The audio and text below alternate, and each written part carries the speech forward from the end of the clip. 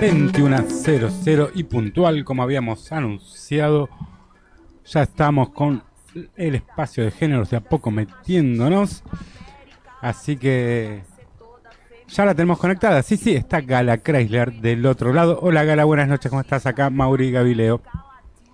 Buenas noches, ¿cómo está usted? Muy bien, por suerte, gracias por estar como todos los miércoles. Contanos un poco cómo vas a enfocar hoy la columna que tenés para contarnos.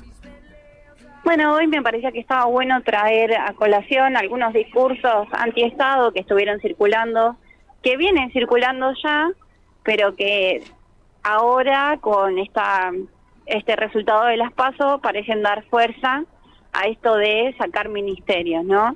Como en particular cuando se hace referencia a lo que es el Ministerio de Géneros, tanto a nivel nación como provincia y de otras provincias, parece que el ninguneo es total, digamos.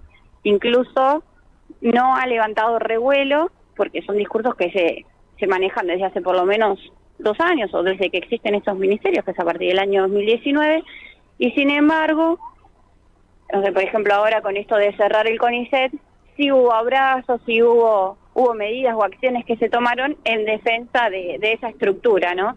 Entonces, como pareciera que estos ministerios, por nuevos, por tratarse de lo que se llaman nuevos derechos, son más fáciles, pareciera, de cerrar o de remover que aquellos que cuentan con otra historia, otra trascendencia. Así que me parecía que estaba bueno pensarlos en términos de violencia política, ¿no? Esto de desaparición del otro y en este caso desaparición de ministerio específico. Interesante pensar, ¿no? Cómo es el primero con el que se le agarran y con el que ya son dos la candidata y candidato que se le agarran con ese ministerio. Y cuando vos decías es antiestado, nunca se le agarran, ¿no? Con la Secretaría de Agricultura, de Pesca, de Producción. Esas más o menos para algo sirven, para las exportaciones. Esas nunca las nombra. Sí, tal cual, son como los ministerios de verdad y los ministerios de mentira, ¿no? Los que están para adornar. Y sobre todo sostener con mucha liviandad que son ministerios que no sirven para nada, ¿no? Hace poco leía un tuit de Ayelén Massina, la ministra de Mujeres, Géneros y Diversidades de la Nación. Ella decía, el 75% del presupuesto de nuestro ministerio se va en el programa Acompañar, que es una especie de plan para las mujeres víctimas de violencia, como para generar una salida económica y que no tengan que convivir con el violento, ¿no? Que muchas veces cuando la gente dice por sentido común, ay, ¿por qué no se van del lado del violento? Y básicamente porque no tienen un laburo, no tienen otra fuente de sustento, o incluso un techo para sus hijos, por eso se terminan quedando conviviendo con el agresor, ¿no? Bueno, este programa viene a dar respuesta a eso, así que si no hubiera ministerio habría mucha más pobreza y muchas más mujeres y niños, niñas desamparados porque no tienen específicamente un programa dirigido a esta población vulnerable, ¿no? Está bueno el enfoque que traes, ¿no? Cómo nos transversan la agenda, ¿no? Cómo nos llevan a estos lugares. Además, esto que marcabas vos, la poca defensa que hay y la poca reacción. ¿Qué ves ahí? ¿Por qué se reacciona tan rápido por ahí con el CONICET y no con estos ministerios de género, secretarías de género? Depende de la jurisdicción. Creo que tiene que ver primero con la capacidad de instalar agenda, de dónde proviene la extracción de las personas que forman parte de esos ministerios, ¿no? Hablamos de lo que denominamos privilegios. ¿Quiénes son las personas que se pueden dedicar a la ciencia, a investigar? Es decir, si bien en los últimos años ha cambiado un poco la matriz de las convocatorias de lo que son las becas doctorales y postdoctorales, muchas veces se trata de los sectores medios y de mejores ingresos, que son los que pueden dedicar un tiempo específico a preparar una tesis, un tema de investigación. Básicamente tenés que dedicarle mucho tiempo a eso y si tenés un laburo de 9 horas o de 12 no podés. Entonces, generalmente esos espacios, para mí, son ocupados por los sectores medios o más privilegiados. Entonces, son los que tienen también más capacidad de agencia. Generalmente trabajan en otro ministerio o están vinculados con determinadas áreas, incluso a veces con empresas, lo cual, creo yo, genera esa capacidad de decir, che, pará, esto no se toca. Y además, la cuestión de que tiene mucha mejor prensa, ¿no? Es más fácil defender un discurso a favor de la ciencia que defender un discurso a favor de las mujeres, lo cual pareciera por lo menos contradictorio o indicaría esto de, bueno, hay cosas que son más importantes que otras y también una cuestión de trayectoria, ¿no? El CONICET existe hace muchos más años que los 4 que tiene de gestión, o los 3 que tiene de gestión el ministerio que estamos defendiendo. Gala, estaba escuchando la otra vez en una editorial que hizo Ingrid Beck, además sacó una nota, porque leyó parte, de cómo la progresía, o diferentes sectores también, no ponen el tema en tapete de género LGBT, géneros en realidad y feminismos. No sé si vos notás lo mismo, ves que los candidatos los soslayan porque creen que eso le haría perder votos. No sé si ves sobre todo. Sí, ella lo que dice es que durante la campaña esconden a las feministas, ¿no? Pareciera que da mala prensa, esto que decía recién de que la ciencia sí tiene buena prensa y las mujeres o los feminismos no. Y creo que tiene que ver con esto, ¿no? Con la estructura en que se montan también los discursos electorales. Vos primero te tenés que poner en una situación de centro porque querés atrapar la mayor cantidad de votos posible. En este caso la elección está corrida hacia la derecha, así que con más razón vas a tratar de evitar aquellos discursos que por lo menos te quiten votos. Incluso hasta Patricia Bullrich dijo, yo no me voy a meter con el tema del aborto. ¿Por qué? Porque no quiere tener una grieta de vuelta y perder parte de sus votantes.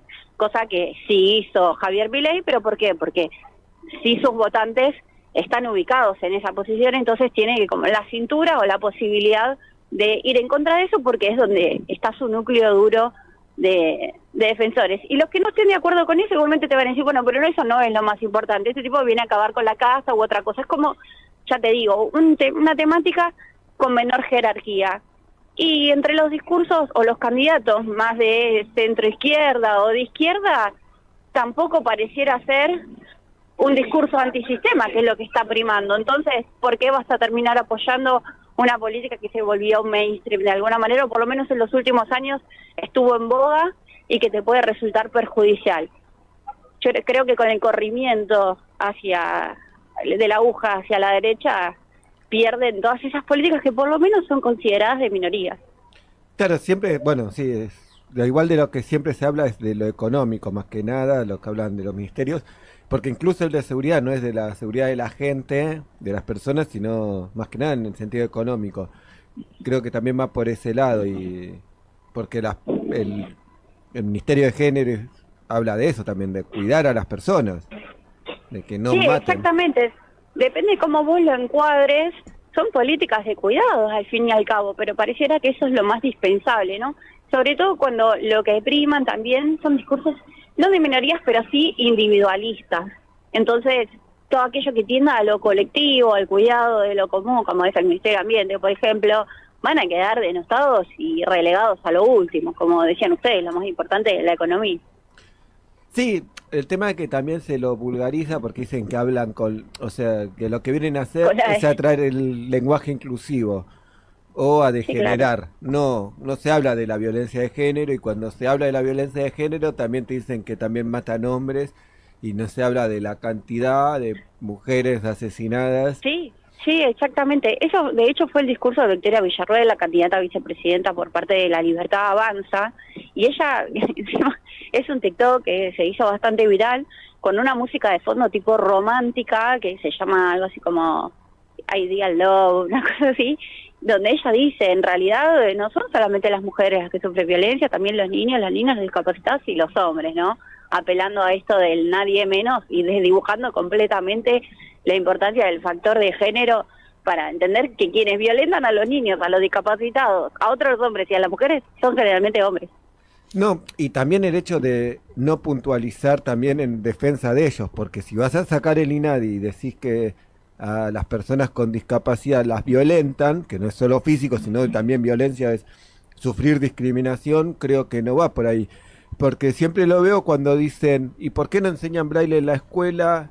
Y sí, solamente cuando te sirve para pegarle a otro, te acordás de las personas que tienen alguna discapacidad. Que sería buenísimo el O, el I, no es el O. Enseñemos esto, Y el lenguaje inclusivo no se enseña, se lo incorporan algunos docentes. También lo que logra hacer Milei y lo que meten en los votantes es asociar de que cierto malestar que hay en lo económico tiene que ver con recursos que se destinan a garantizar derechos de algunos sectores. Entonces, podemos recortamos el Ministerio de la Mujer, más por una cuestión de que me parece empatiza con la cuestión de que se está haciendo una erogación que te termina perjudicando por otro lado.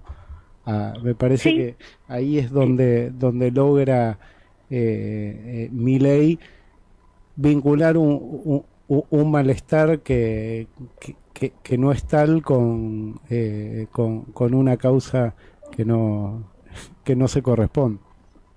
Sí, como si todo el dinero saliera de la misma bolsa, y además nunca el cuestionamiento recae sobre otros ministerios. No sé, el Ministerio de Defensa, que en los últimos años nunca fuimos a una guerra, en los últimos 40 años, sin embargo, se destina un montón de plata a sostener esa estructura, esa burocracia, y no hay cuestionamientos sobre eso.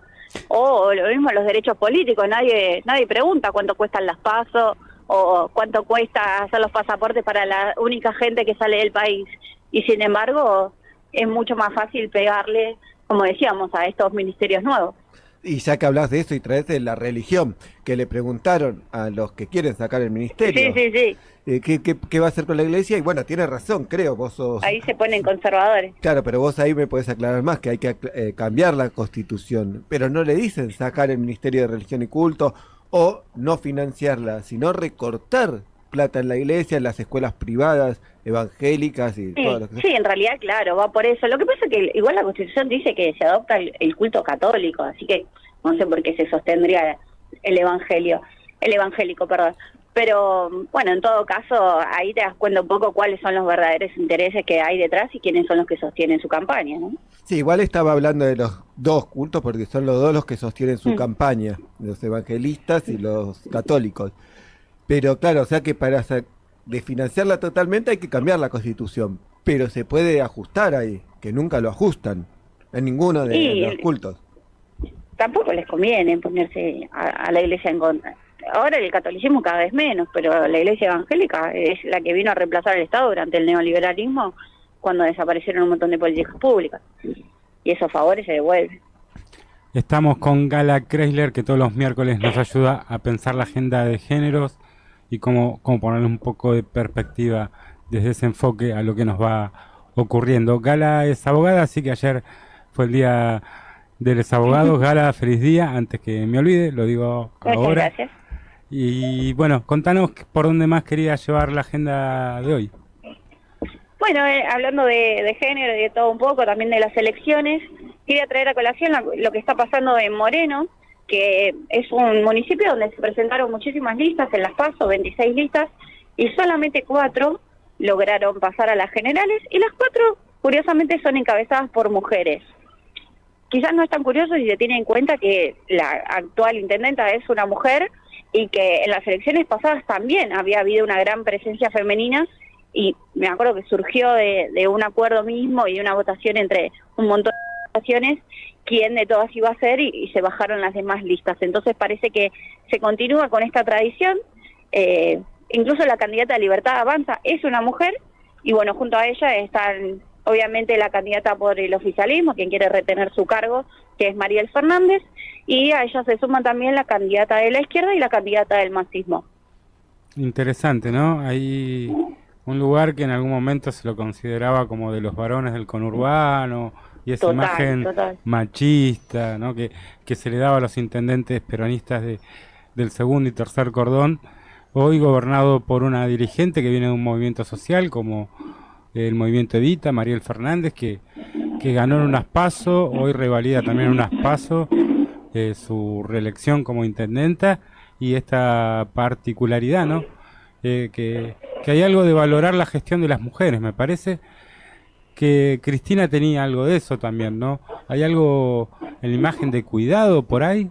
¿Cómo lo Sí, ves como vos? de una buena forma de gobernar. Eso es algo que estuvo muy en boga durante la pandemia. Me acuerdo cómo se defendía la forma en que gestionan las mujeres y que parece tener cierto anclaje, por lo menos en Moreno.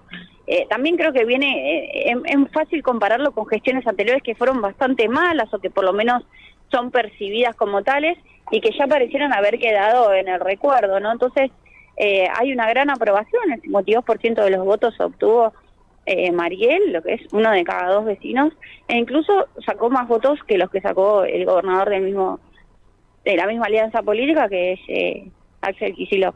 En este caso, perdón, que sacó el gobernador y que Massa.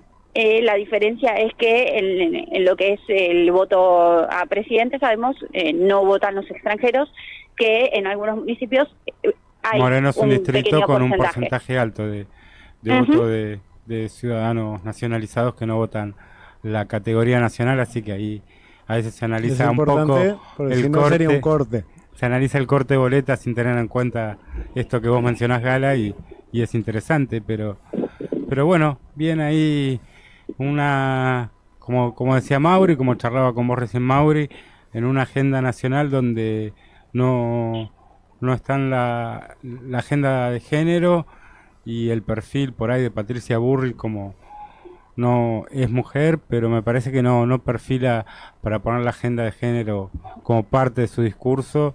Lo que traes de Moreno me parece que marca también esta valorización que vos decías de la gestión, ¿no? Sí, me parece que es un poco también lo que pasa con Axel, ¿no? Más allá de la interna y de los oficialismos y el enojo, hay un reconocimiento de ciertas políticas que se ven, ¿no? Cuando se habla de la caída del peronismo o del fracaso de lo que era en su momento el Frente de Todos, me parece que hay que poder hacer esa distinción de cuando realmente las políticas llegan y los votantes las avalan, ¿no? Igual creo que hay que destacar algo, ¿sabes? Hoy estaba escuchando en la radio un rato, en un zapping radial, estaba Romina Mangel, y la enganché justo, pero estaba diciendo que los libertarios tienen muchas mujeres, cómo ponderan a las mujeres, siendo un poco de eso, ¿no? Porque, claro, la hermana es la que le maneja la política enteramente. Y también, bueno, Victoria Villarruel, cuando él habla él solo habla de política económica, y ella de todo lo demás, es la que le maneja lo demás. Pero, y ahí le responden en Twitter, Carmela Bárbaro, que dice, el hecho de que tener muchas mujeres no te hace ni ser feminista, ni nada que eso, porque tiene muchas mujeres, Carolina Pipa, la gobernadora, y muchas más adentro, digo, la que le maneja la campaña en virtual también, es una chica de 20 años.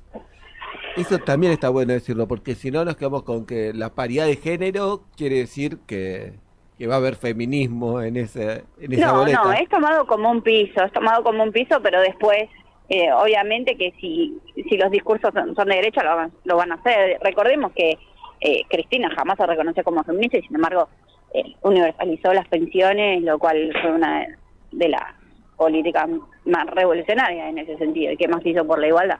Y la asignación universal por hijo también, digo, ¿no? Porque eso, madres solteras pudieron al menos acolchonar un poco la caída y después poder tener un trabajo un poco mejor. Creo que en eso es así. Gala, como todos los miércoles, no sé si te queda algo más, pero si no, gracias como siempre. No, gracias a ustedes. Gala Kreisler, abogada politóloga, nuestra compañera que todos los miércoles nos ayuda con la agenda de género para tratar de entender qué es lo que nos está pasando.